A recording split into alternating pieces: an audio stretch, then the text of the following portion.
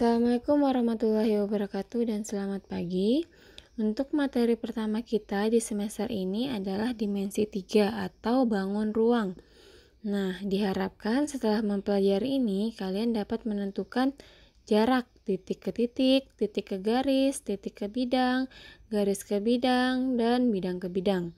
Dan juga dapat menentukan sudut yang dibentuk oleh garis terhadap garis terhadap bidang, dan bidang terhadap bidang.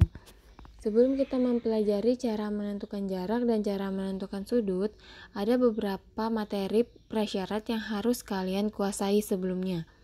Materi prasyarat yang harus kalian kuasai yaitu menyederhanakan bentuk akar, sifat-sifat segitiga, teorema Pythagoras. Ketiga materi ini sudah kalian pelajari di SMP, silahkan diingat-ingat kembali. Terus ada nilai sudut trigonometri, aturan sin dan kosinus juga sudah kalian pelajari di kelas 10. Dan yang terakhir adalah kedudukan titik, garis, dan bidang pada bangun ruang. Nah, untuk kedudukan titik, garis, dan bidang pada bangun ruang akan kita pelajari pada pertemuan kali ini. Nah, ini mungkin kalian sudah tahu bagaimana titik, bagaimana garis, dan bagaimana bidang. Bisa dilihat di slide.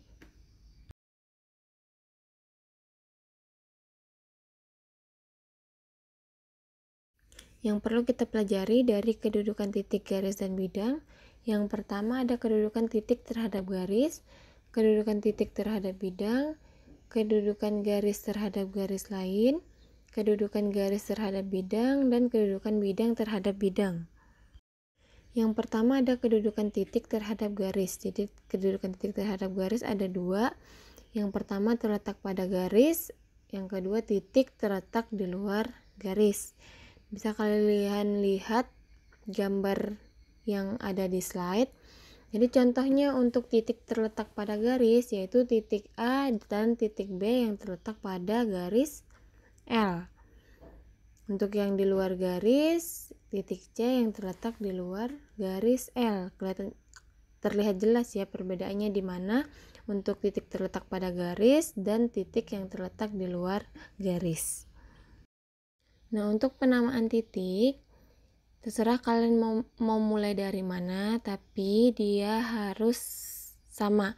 Jadi kalau misalnya kalian mulai K-nya dari sini, maka P-nya juga harus dimulai dari sini. Kalau KLMN-nya dibuat berlawanan arah jarum jam, maka PQRS-nya juga harus dibuat berlawanan arah jarum jam. Dan untuk penamaan sudut harus menggunakan huruf kapital. Kalau sudah diberi nama, kita langsung praktek aja. Silahkan kalian melihat alat peraga yang telah kalian buat. Contohnya diketahui titik O merupakan perpotongan antara diagonal KM. Ini adalah diagonal KM dan diagonal LM. Diagonal LM. Titik perpotongannya adalah titik O. Pertanyaannya adalah tentukan kedudukan titik O terhadap garis KP. Apakah titik O terletak pada garis KP atau titik O terletak di luar garis KP? Bisa kita lihat dari gambar, ini adalah titik O dan ini adalah garis KP. Karena titik O tidak berada sepanjang garis KP, maka kedudukan titik O terhadap garis KP yaitu titik yang terletak di luar garis. Selanjutnya pertanyaan yang B, kedudukan titik O terhadap garis KM. Langsung aja lihat di gambar, ini titik O, ini garis KM.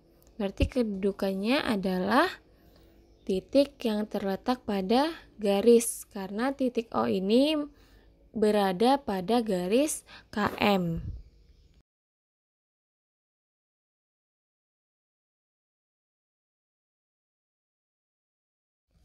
Yang kedua adalah kedudukan titik terhadap bidang. Ini kurang lebih dengan kedudukan titik terhadap garis.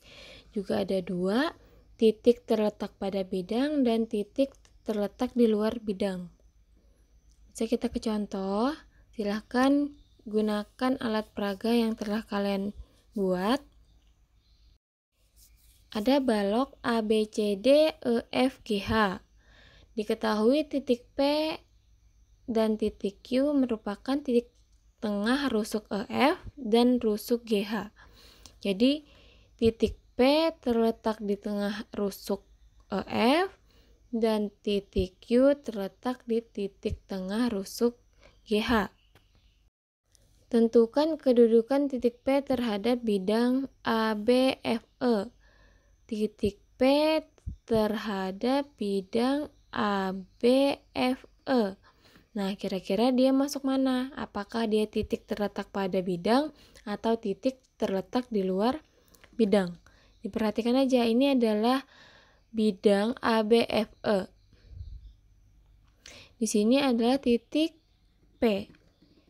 Nah, karena titik P masih dalam bidang ABFE, maka kedudukan titik P terhadap bidang ABFE adalah titik yang terletak pada bidang.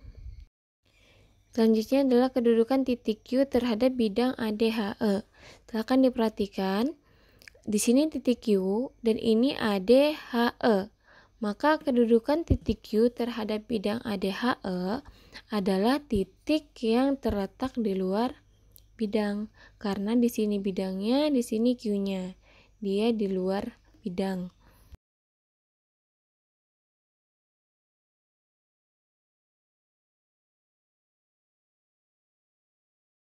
Selanjutnya kedudukan garis terhadap garis lain.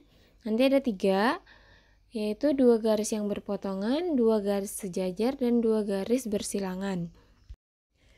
Untuk 2 garis berpotongan, dia dikatakan berpotongan jika dia mempunyai satu titik persekutuan atau satu titik potong. Untuk yang sejajar adalah 2 garis yang tidak mempunyai titik persekutuan atau titik potong. Sepanjang apapun ditarik garisnya, dia tidak akan bertemu di suatu titik. Sedangkan untuk 2 garis yang bersilangan, yaitu 2 garis yang tidak mempunyai titik persekutuan atau titik potong juga, tetapi dia terlihat seperti 2 garis yang saling berpotongan. Kita masuk ke contoh, kalian bisa menggunakan bangun ruang yang telah kalian buat, yaitu limas. Yang pertama, 2 garis yang berpotongan. Contohnya itu adalah garis LM terhadap garis MN. Dia dikatakan berpotongan karena memiliki satu titik persekutuan atau titik potong, yaitu di titik M. Contoh lagi, garis MT terhadap garis LM juga termasuk 2 garis yang saling berpotongan karena dia berpotongan di titik M.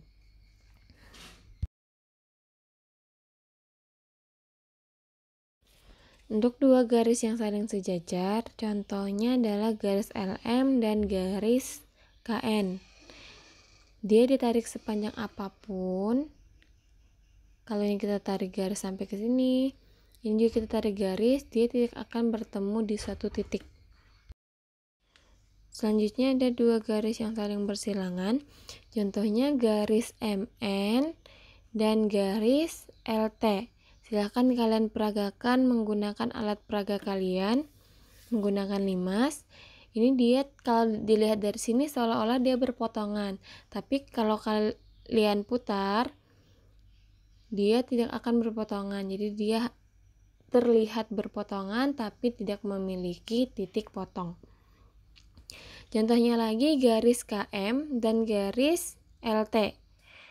Ini bisa terlihat nih, kelihatan kalau dia seperti berpotongan, tapi dia tidak berpotongan karena tidak bertemu di suatu titik atau tidak mempunyai titik potong. Yang keempat, kedudukan garis terhadap bidang. Ada 3, garis yang terletak pada bidang, garis yang sejajar dengan bidang, dan garis yang memotong atau menembus bidang. Konsep untuk terletak pada bidang, sejajar, dan menembus atau memotong bidang sama seperti sebelumnya. Kita masuk ke contoh. Untuk contoh soal yang pertama, garis yang terletak pada bidang. Contohnya yaitu garis FG terhadap bidang BCGF. Nah, garis FG ini terletak pada bidang BCGF yang ini. Ini kan bidangnya, ini garisnya. Maka dia masih terletak pada bidang BCGF. Selanjutnya garis yang sejajar dengan bidang, contohnya garis EH terhadap bidang BCGF. Kenapa dia dikatakan sejajar? Karena garis EH masih sejajar dengan garis GF. Yang terakhir adalah garis yang memotong atau menembus bidang. Contohnya garis AG atau garis diagonal AG terhadap bidang BDHF. Nah, ini bisa dibayangkan ya atau dipraktekkan menggunakan alat peraga yang sudah kalian buat. Yang terakhir ada kedudukan bidang terhadap bidang. Yang pertama dua bidang yang sejajar dan yang kedua adalah dua bidang yang saling berpotongan. Kita langsung ke contoh soal aja. Untuk dua bidang yang saling sejajar, contohnya bidang ADHE dan bidang BCGF. Kenapa dia sejajar? Karena garis EH sejajar dengan garis GF. Garis AD juga sejajar dengan garis BC. Garis AE sejajar dengan BF dan garis DH juga sejajar dengan garis CG.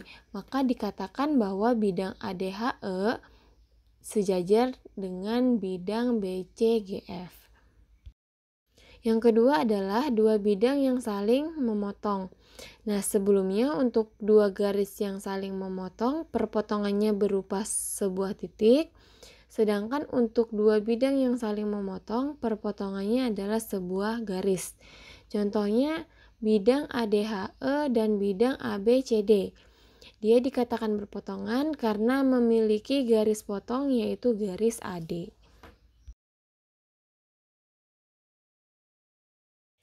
Jika ada pertanyaan, silakan tuliskan pertanyaan kalian di kolom komentar. Sekian dan terima kasih. Assalamualaikum warahmatullahi wabarakatuh.